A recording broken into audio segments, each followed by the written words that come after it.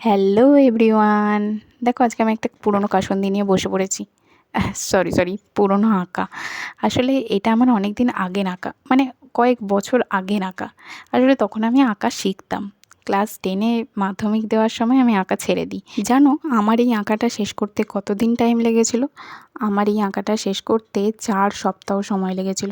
মানে তখন তো আমি শুধু আঁকতে যেতাম যেদিন সেই দিনই আঁকতাম। তো সেই জন্য আমার 4 সপ্তাহ লেগেছিল।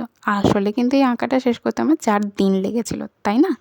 আসলে কি বলো তো, আঁকা তো তখন অতটা করতে পারতাম না, যেইটুকু দরকার ঠিক সেইটুকু। জানো শেষের দিকে রীতিমতো স্যারের ঝাড়ুনি খেয়ে আমি আঁকাটা তাড়াতাড়ি শেষ করেছিলাম, না হলে যে আরও কতদিন লাগতো ভগবানই জানে। আচ্ছা, এইটা কিন্তু একটা কলকা ডিজাইন, আর হালকা নীল আর ডিপ নীলের উপর আমি গোটা আঁকাটা কমপ্লিট করেছি।